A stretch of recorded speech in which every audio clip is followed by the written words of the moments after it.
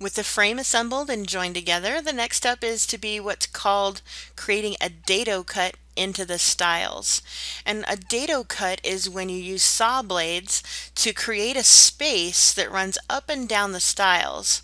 And that space is designed to help the sides of the cabinet actually slip into the frame and be attached in a prettier way than they would have been otherwise. Now, at our family's shop, the dados were for 1/4 inch thick sides, but many cabinets these days are using like a 1/2 inch thick sides on their cabinets. It just gives a little bit better quality and stability to the cabinet. So that's what we're going to do here. So we're going to go to the back side of this frame, and we're going to create these little dados on both stiles, and they're going to run all the way from the top all the way to the bottom.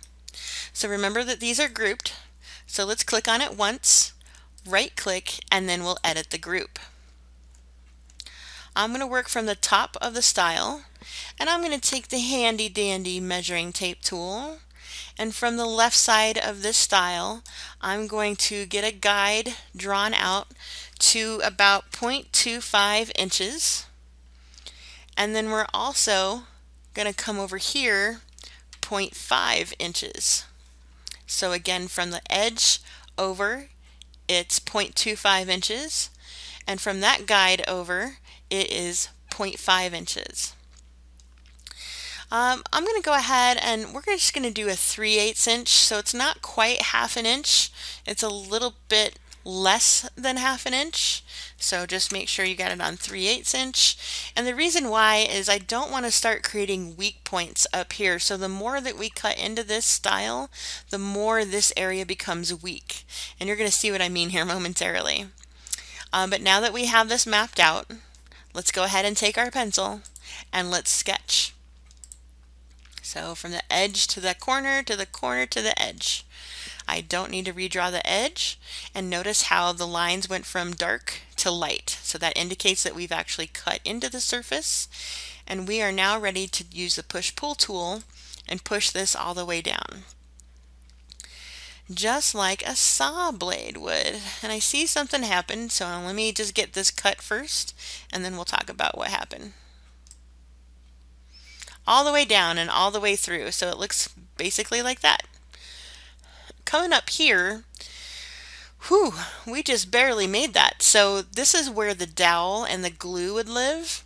Normally you don't want to cut into that. We just caught the edge of it right here.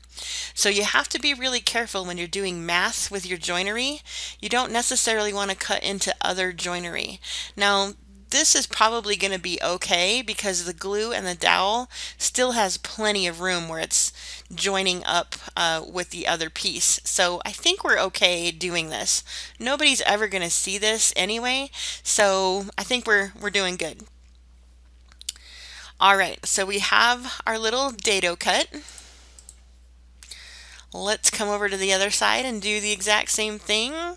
Grab the stile, right click, edit the group, take the trusty handy measuring tape tool, come over 0.25 inches, and then grab from that guide over 0.5 inches. We already have a guide showing the 3/8, yay! So take the pencil and trace that. Remember, if this was not in edit group mode, there's no way that you could get this to cut. Push-pull tool, and we're going to push it all the way down to the end. There we go. And I didn't drill a hole on this side, so that's why we're not seeing the hole. But that's a really great demonstration of how you have to be very careful when you're measuring things out and what you're actually going to be sawing into otherwise. So I'm going to go ahead and click the arrow, click off, and let's go ahead and delete the guides so that they're not in our way. This was actually my job in the shop, was to make the dado cuts. Very fun job, let me tell you. My hands got cut all the time because these edges were sharp. Anyways, so the next step that we're going to do is we're going to add what's called a cleat to the bottom of this. So a cleat is like a support bar.